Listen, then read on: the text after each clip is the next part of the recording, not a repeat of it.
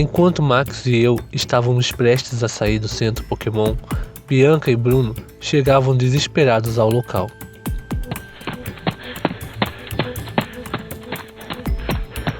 Preocupados com a reação de desespero de ambos, perguntávamos o que havia ocorrido. Bianca corre para dentro do centro Pokémon e diz que explicaria lá dentro.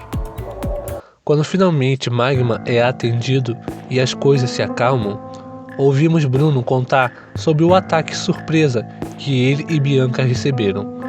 Comento se eles haviam capturado o perseguidor, mas Bruno menciona que o mesmo havia sido morto pelos Beedrills. Respondo que provavelmente os ataques continuariam e precisávamos descobrir o paradeiro do menino que estava na apresentação de Maicon. Bianca revela que Maicon havia sido denunciado no passado por alguns crimes, em relação à venda de produtos ilegais, onde algumas denúncias haviam sido entregues à polícia. Porém, nem o produto foi encontrado e nem o registro das compras foram efetuados pelas pessoas descritas como clientes. A história é tão bizarra que nem os compradores lembravam de Maicon ou do tal produto.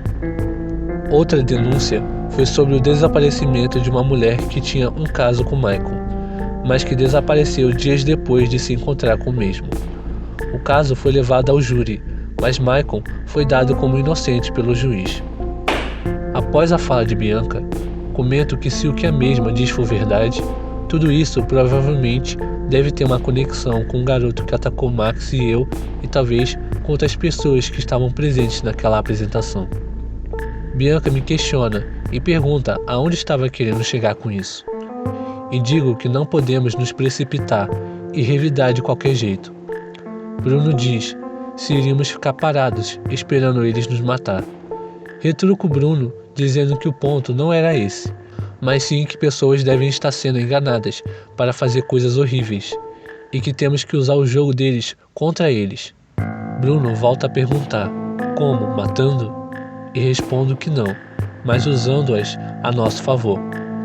Max me pergunta como iríamos fazer isso e digo que iríamos encontrá-los antes que eles nos encontrem. Bianca pergunta se eu estava pensando em ir numa nova apresentação e respondo que era exatamente isso. Quando Magma estava finalmente recuperado, partimos novamente para a cabana, onde o samurai se encontrava de cama. Devido às feridas do último confronto, descansamos e logo pela manhã avistei Bruno em direção de seu jardim, localizado atrás da cabana, na companhia de um ídolo que se balançava para o lado e para o outro, de maneira super empolgada.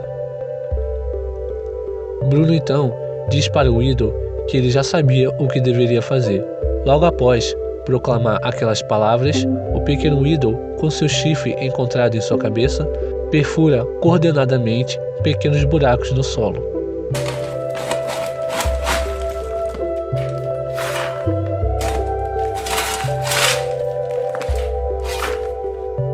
A qual Bruno preenchia com algumas sementes. Assim que Bruno terminou de enterrar as sementes, ele agradece o ídolo e o acaricia gentilmente.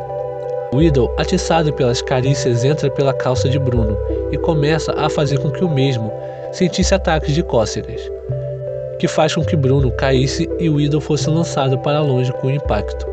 Os dois deram uma boa risada da situação. E ao ver a encantadora cena de ambos, me aproximo dizendo que o ídolo parecia gostar muito de Bruno, o que faz com que o mesmo me dissesse o quanto ele se sentia incrível perto de seu ídolo. Sentei-me ao campo e expressei em forma de pergunta o como era possível seres tão pequenos carregarem tanto amor consigo. Bruno dizia que era uma pena que nem todos viam o real valor deles e me pergunta se poderia contar um segredo dele. E digo que sim. Bruno então me contava que sempre achou os Pokémons insetos maravilhosos e fascinantes, e que acompanhava seu irmão para caçar vários tipos de Pokémons insetos diferentes, até que começou a querer mostrar para seus amigos e falar mais sobre sua paixão. Mas geralmente eles tinham mais preferências a outros tipos como fogo, fantasma ou dragão, e muitos caçoavam de Bruno, dizendo que Pokémons insetos eram horríveis e nojentos, o que faz com que ele estudasse e buscasse crescer ao lado desse tipo de Pokémon, com o sonho de mostrar para as pessoas o valor desse tipo tão injustiçado pelos treinadores, e terminou dizendo para eu esquecer o que ele havia dito, pois era um desejo bobo. Eu olhava para o jardim coberto de Pokémons insetos, enquanto respondia à pergunta de Bruno, que achava eles incríveis e que eram talvez um dos tipos mais importantes, pois sem eles, Bruno não teria aquele lindo jardim e nenhum parceiro que o deixasse tão feliz. Encorajei Bruno a não desistir de seu sonho e que ele iria conseguir tocar outras pessoas, pois a mim ele já havia convencido. Bruno fica sem palavras e lhe faço uma proposta, de se juntar a mim e aos outros para realizar o sonho dele, mas o mesmo ficava em dúvida e diz que iria pensar no assunto.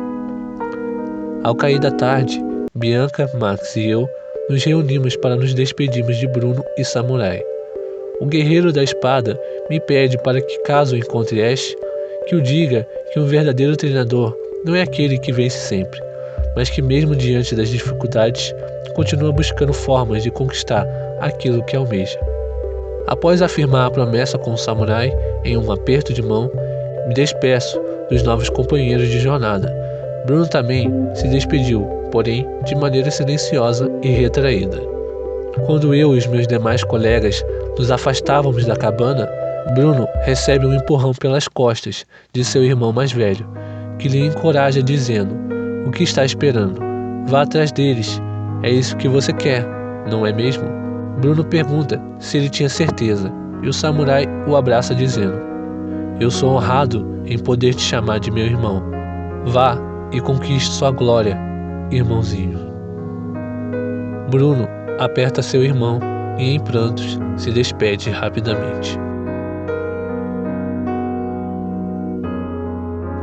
Tentando assim alcançar nosso grupo, onde ouvimos finalmente o mesmo a nos chamar eufórico, Bruno pergunta se havia espaço para mais um, e aperta sua mão, enfim dizendo: "Seja bem-vindo, treinador de Pokémons insetos."